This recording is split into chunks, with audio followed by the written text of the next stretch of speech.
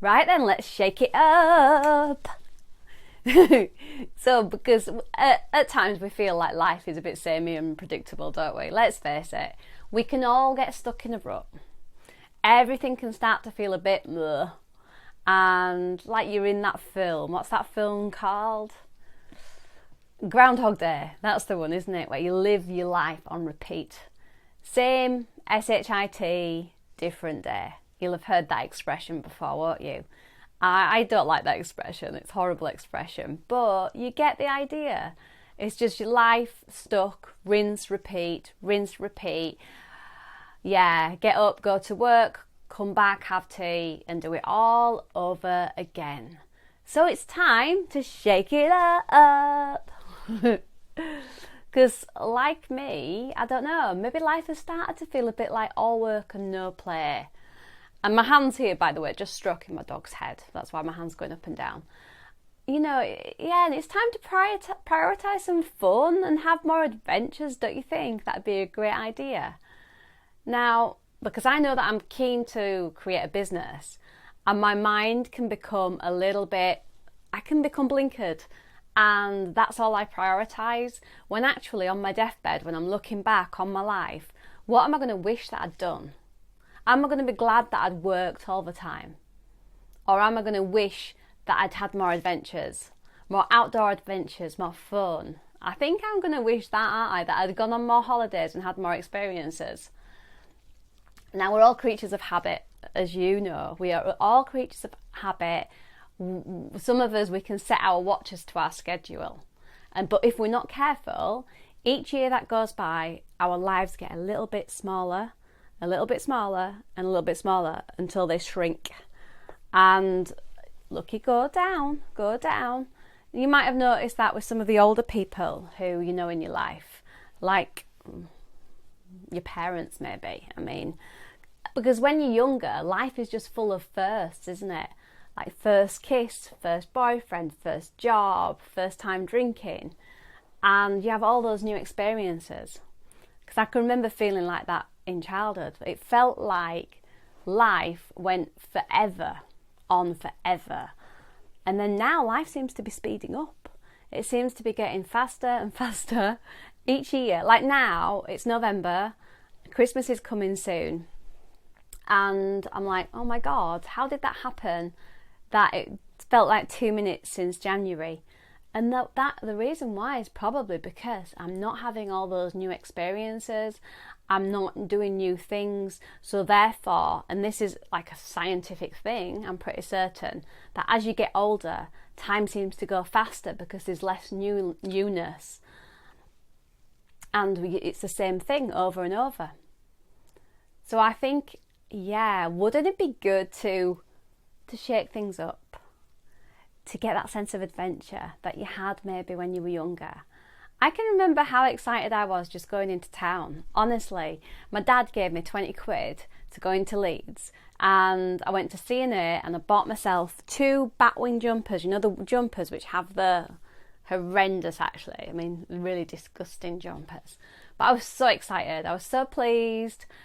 It felt like a proper adventure. I was 12 years old. I mean, these days, kids, they're not going into town at 12 years old on their own. But I was then. And we had loads more freedom back then, didn't we? But it just felt exciting. It was an adventure. And I would go to Doncaster for the day, to York for the day. And I'm not having adventures as much anymore. And I need to bring that back. So this year it was a friend's birthday. And I thought I'd plan something a little bit different for her. But also not spend too much money. Because, yeah, I wasn't really wanting to spend loads and loads and loads. So I got the idea that we'd just take her on the little boat crossing across the, is it Gran Canaries? That's in London, isn't it? The armouries, across to the Royal Armouries. And we'd go for lunch over there. I was thinking about taking her to a pottery class, but it wasn't on, unfortunately. Nothing majorly special. But you know what? It made such a refreshing change just to see the city from a different perspective and just to do something a little bit out of the ordinary. There was this canal bookshop that I've forgotten the name of now, but it's in Leeds if you check that out. And it was really super cool, really quirky and different. Now that day did not cost hardly anything. It cost £3 to get on the boat one way and £3 coming back. We just went for a usual brunch lunch thing, which was really tasty.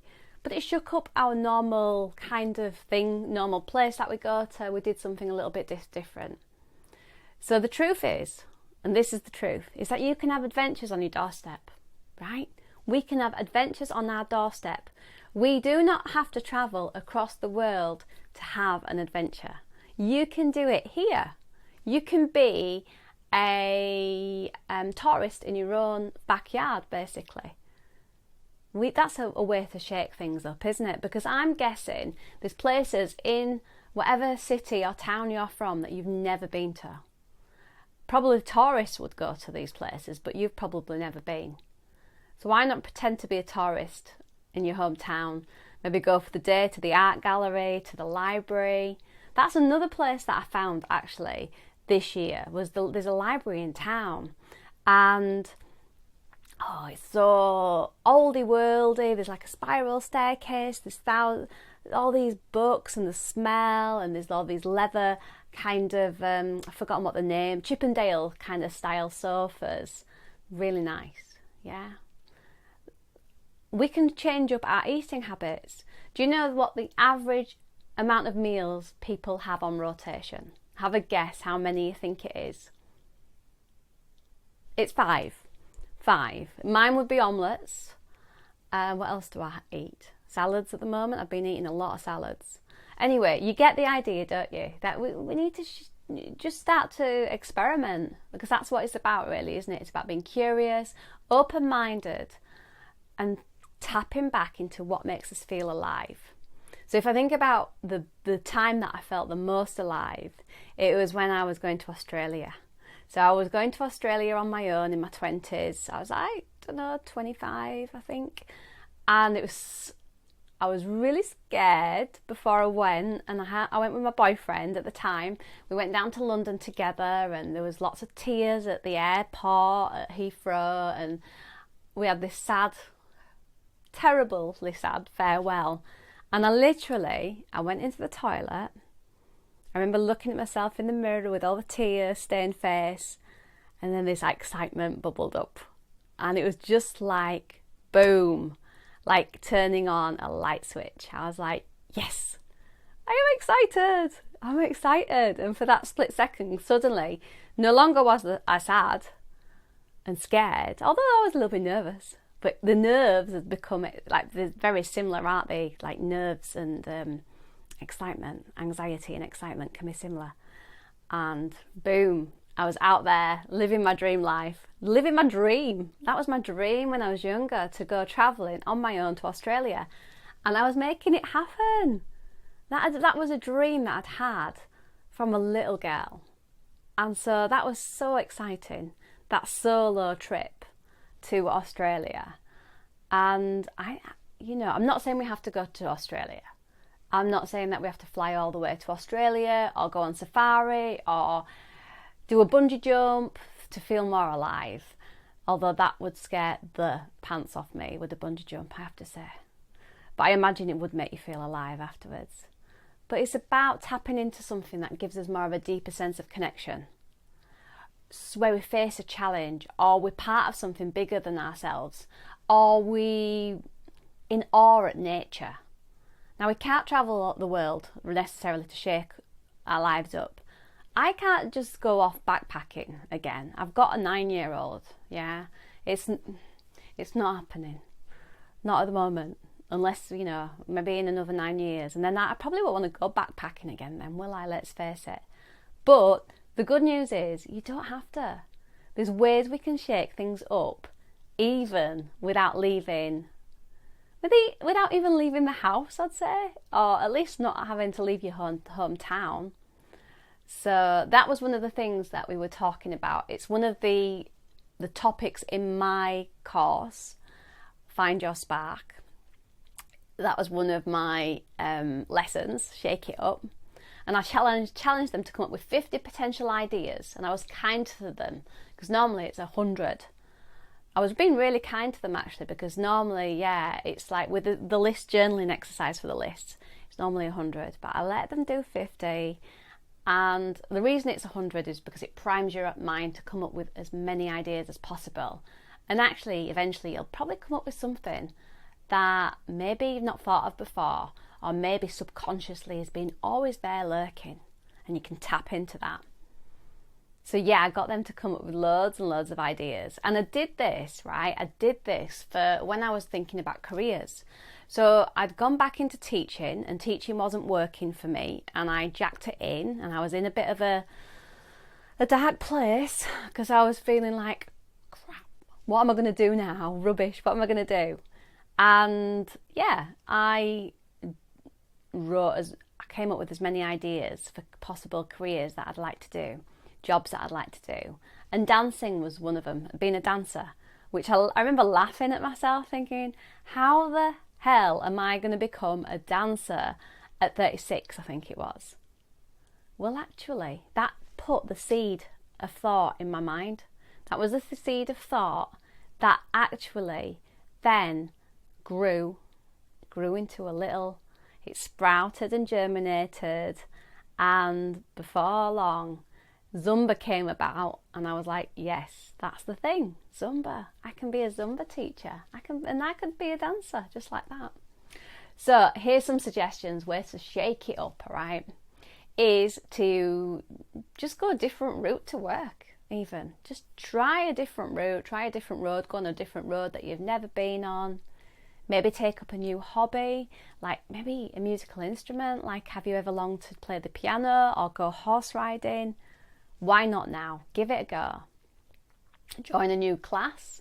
So I've been going to dancing twice a week. And what else have I started recently? There's something else that I've started, and I'm struggling to remember what it is now. Anyway, it'll come back to me. So joining a new club, that kind of thing. So you're meeting new people. Just changing your environment around. Honestly, that can make wonders, can't it? It can do wonders for you.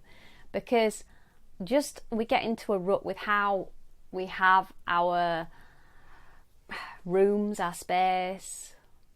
What about doing something spontaneous?